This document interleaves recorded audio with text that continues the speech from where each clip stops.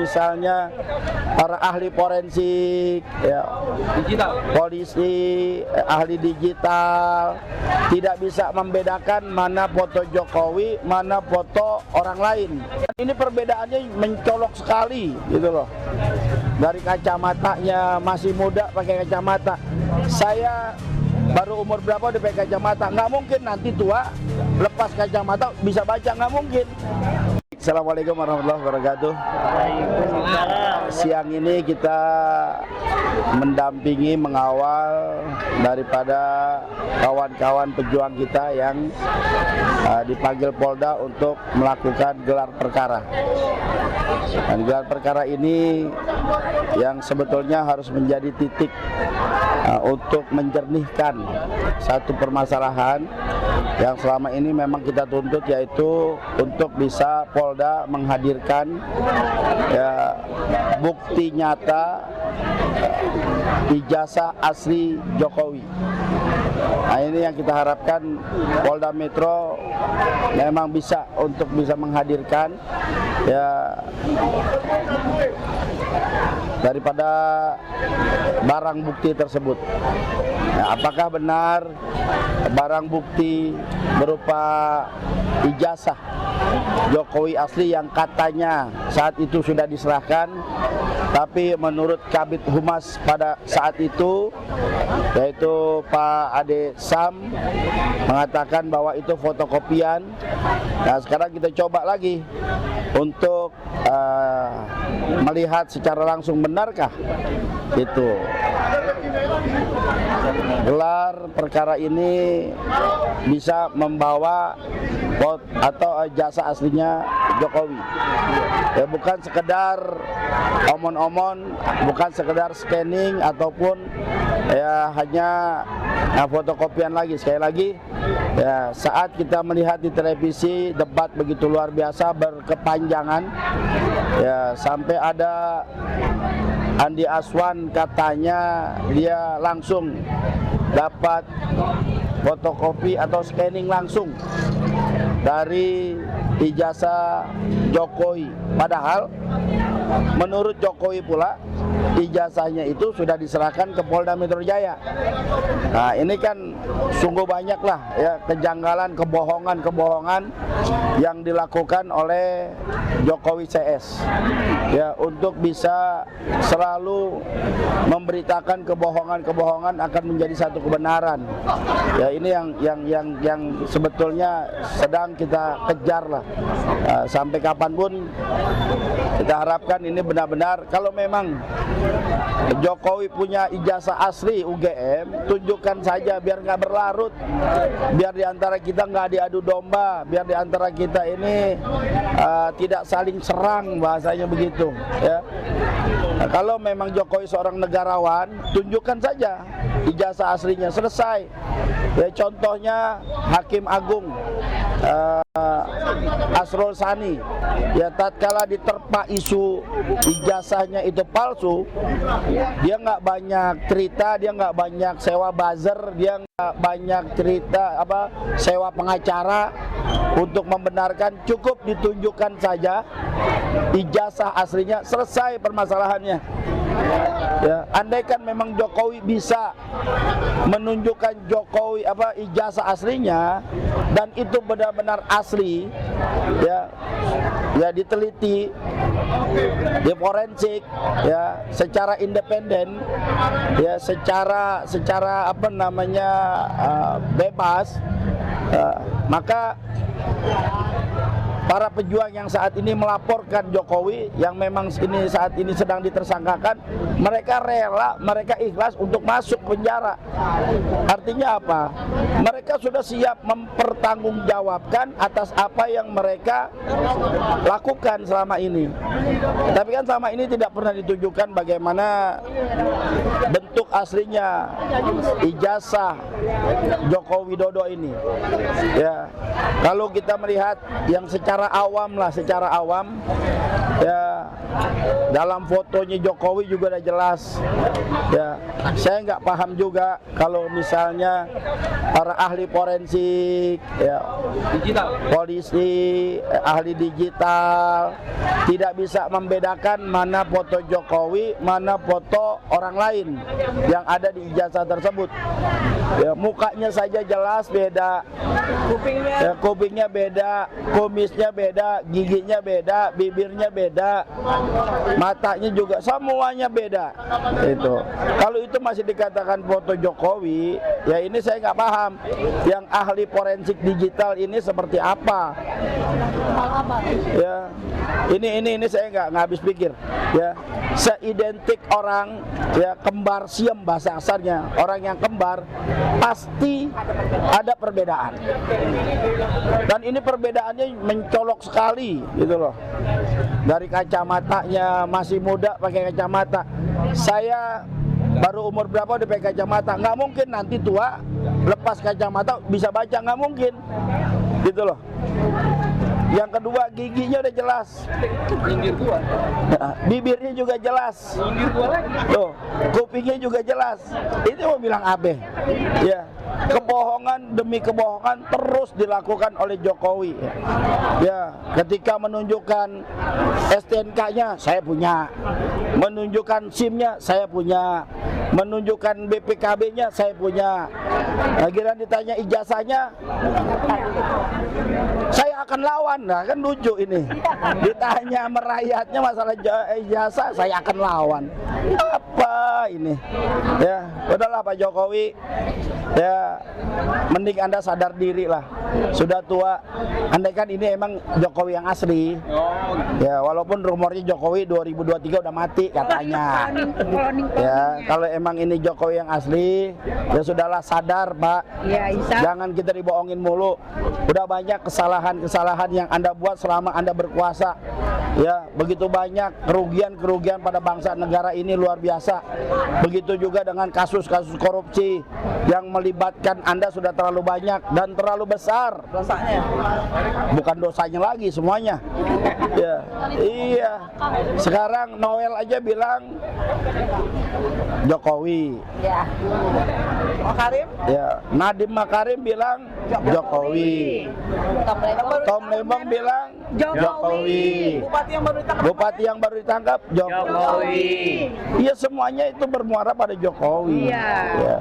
Dan sekali lagi, dan kita ingatkan, ya, 350 tahun kita dijajah oleh Belanda, nggak pernah tuh hutan digundulin seperti saat ini. Tapi sekarang klotok seklotok-klotoknya. Maka nasib daripada saudara kita yang ada di 3 provinsi, Sumbar, Sumut, dan Aceh, ini sekarang kena getahnya. Kenapa? Karena raja hutannya adalah orang yang selalu menjilat Jokowi. Ya, betul. Termulnya. Ini termulnya dia, si Raja Juli. Ya, udah ketahuan main domino dengan pembalak hutan. Ya, ini kok lucu gitu loh. Yang begini Pak Prabowo kenapa masih dipelihara? Yang begini masih aja pertahankan. Ya, apa mentang-mentang dia ini titipan Jokowi. Terus Pak Prabowo takut sama Jokowi. Jangan jadi presiden kalau takut, Pak. Ya, betul. Kekuasaan Anda tertinggi sebagai presiden, stakeholder, sebagai segala macam pimpinan Anda yang tertinggi di negara ini. Ngapain takut? Ya. Terus kalau mundur aja. Ya, betul. Rakyat kalau takut mundur aja, ntar bobo papa jadi, ya rugi lagi kita. Jangan mundur, Pak. Lebih baik ya benerin. Yang nggak bener sikat. Jangan omong-omong doang. Ya, capek. Rakyat akan ngedukung. Udah begitu banyak depan mata kelihatan kok, Pak. Mana orang yang loyalis kepada Prabowo, mana yang loyalis kepada Jokowi, udah kelihatan. Kita dipecah begini, pecah belah begini, nggak ada sejarahnya. Presiden, mantan presiden, ya, mempunyai kekuasaan yang luar biasa, memecah belah bangsa ini dengan membuat timnya sendiri, dengan kekuasaan, dengan kekayaan, dengan dukungan oligarki, ingin memecah belah bangsa dan negara. Siapa yang kenal Jokowi dulu? Berjuang juga nggak pernah, bahkan disinyalir dia sebagai anggota gerwani daripada orang tuanya. Ini jelas kok. bagaimana Niti Miharjo itu siapa? Buka lagi sejarahnya. Bambang Tri sudah membongkar itu semua. Gus Dur sudah membongkar itu semua. Dan saat ini gelar perkara masalah ijazah palsu. Ingat, korban daripada ijazah palsunya Jokowi Bambang Nur dengan Bambang Tri dengan Gus Dur. Ini udah jelas. Sampai terbalik-balik gua ngomong, ini saking emosinya gua nih, luar biasa. Iya, gua sih nggak sakit hati sama Jokowi, cuman gedeg aja. Negara dibikin ambrak maur begini. Orang-orang pinter, banyak dosen, banyak profesor, banyak tokoh digoblokin sama Jokowi. digoblokin. Iya, kita digoblokin ini.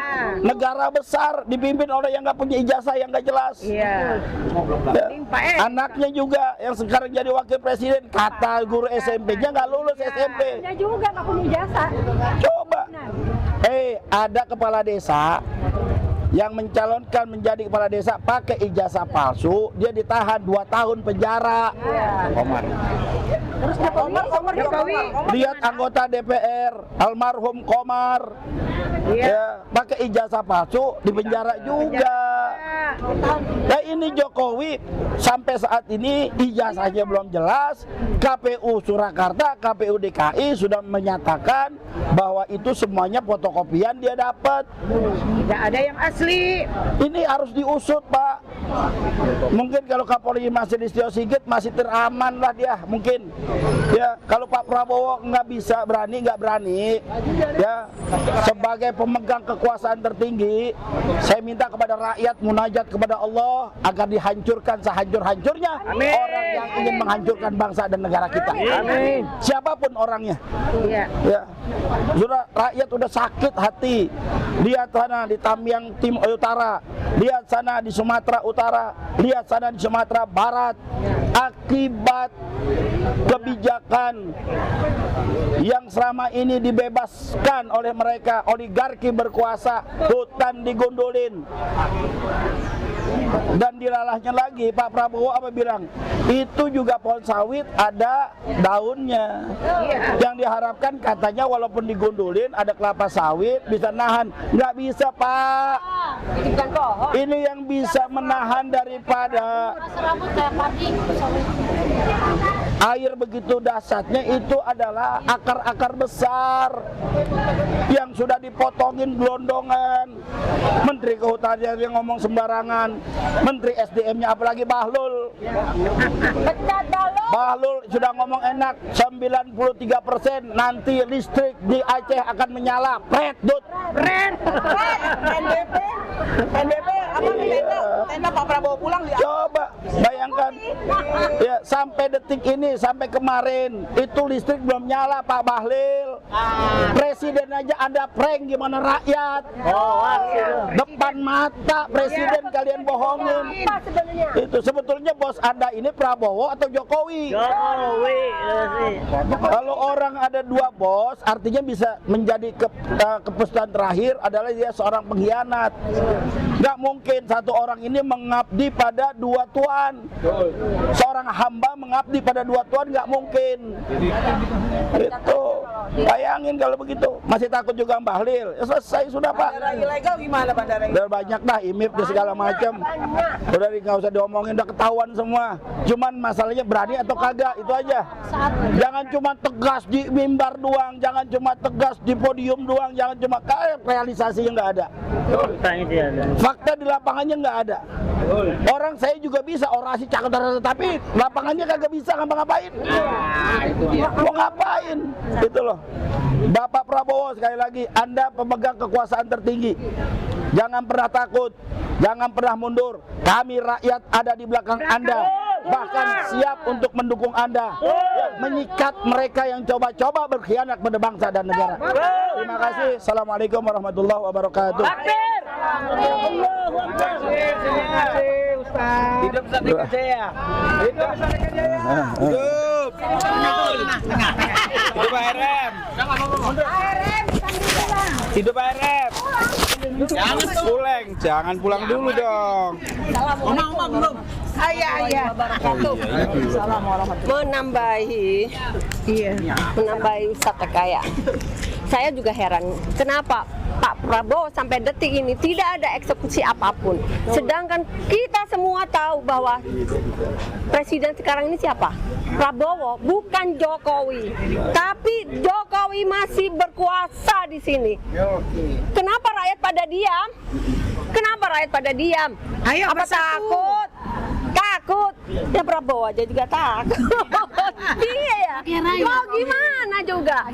Kami mohon kepada Pak Prabowo sebagai presiden, tolong kami menganggap Anda adalah presiden kami, bukan yang lain. Jadi Anda sudah harus memberi eksekusi kepada Jokowi yang sudah merusak selama dia menjadi presiden selama 10 tahun. Anaknya juga sebagai wakil tidak kompeten. Dia tidak punya ijazah SMP dan tidak punya kemampuan menjadi wakil presiden. Masih banyak kaum muda yang bisa menjadi wakil Anda, Bapak Presiden yang terhormat. Tolong Pak, ganti wakil Anda. Tidak bagus anaknya Jokowi jadi wakil presiden, itu tidak bagus. Semua menyatakan di samping dia tidak punya ijazah, dia juga tidak punya kapasitas sebagai wakil presiden. Saya sebagai rakyat meminta supaya Pak Prabowo memecat wakil presidennya. Ganti dengan anak-anak yang cakap-cakap di Indonesia. Selesai. Hidup Pak Tita. Assalamualaikum warahmatullahi wabarakatuh. Waalaikumsalam. Pak Jokowi, kebijakan Anda selama 10 tahun adalah kebijakan yang amburadul. Betul. PSN yang Anda buat itu semua rata-rata merugikan rakyat. Salah satunya Morowali yang selama ini sembunyi-sembunyi TKA datang ke Morowali jutaan dengan gaji 18 juta tukang sapu dari Cina. Bayangkan, menghina negara. Menghina negara kenapa? Di Indonesia aja direktur gaji sekitar segitu. Kenapa orang Cina yang datang ke sini digaji 18 juta? Gaji puluhan juta, digaji mahal. Itu uang dari kita semua, Pak. Ya? Satu lagi. Rempang harus kita rebut kembali. Wadas harus kita rebut kembali. Almahaya, Raja Ampat, Sumatera, semua harus kita rebut kembali. Kita orang kaya, Indonesia orang kaya, bukan negara miskin. Jadi peliharalah bumi Indonesia ini dengan baik-baik. Gunakan pasal 33 Undang-Undang 45. Gunakan untuk rakyat, kesejahteraan rakyat, bukan untuk oligarki Cina rakus. Bayangkan PIK 2 ada negara dalam negara, Morowali ada negara dalam negara. Masa diam aja? Harus kita bergerak, rakyat harus bergerak. Kita Garuda, bukan naga. Kita Garuda, bukan naga. Jadi sekali lagi, kebijakan Jokowi yang ada di Indonesia selama 10 tahun, tolong diaudit. Kemana larinya uang itu? Tolong diaudit. Jangan pernah ada kata maaf untuk Jokowi. Perizinan terpadu satu pintu yang Jokowi buat pada tahun 2015 tentang PTSP 3 jam selesai, itu membuat kehancuran Indonesia. Karena apa? Izin dikasih tapi belum diverifikasi. Verifikasi sambil berjalan. Itulah sumber kehancuran negara. Tolong dicek semua perizinan yang ada di Indonesia, Pak. Jangan biarkan Indonesia hancur. Mari kita bersama-sama merebut kembali kemerdekaan kita yang sudah diambil dan dirampas dan dijajah oleh oligarki rakus. Sekali lagi, salam merah putih. Assalamualaikum warahmatullahi wabarakatuh. Iya. Iya. Hidup Indonesia. Hidup Garuda. Kita tidak akan habis karena sekarang ini sudah banyak bangsa Indonesia yang pintar-pintar maju. Jangan selama ini dikatakan pada Indonesia orang bodoh-bodoh semua. Tidak, karena kami selama ini dibodohi oleh kekuasaan oligarki dan Jokowi. Nah, sekarang coba sadarlah wahai bapak-bapak pejabat-pejabat yang ada di DPR itu. Mari bukakan pintu hatimu. Indonesia sudah hancur. Nanti untuk keturunan sekarang kamu bapak-bapak DPR itu, pejabat-pejabat, menteri-menteri enak ya karena masih tebal amplopnya. Tapi sebentar lagi anak cucumu akan menderita. Untuk itu, ayo sadar karena yang korupsi itu tidak akan pernah nyenyak tidurnya. Tidak akan pernah nyenyak tidurnya orang-orang yang korupsi. Dan kebaikan akan muncul nanti, keburukan akan musnah. Itu saja. Assalamualaikum warahmatullahi wabarakatuh.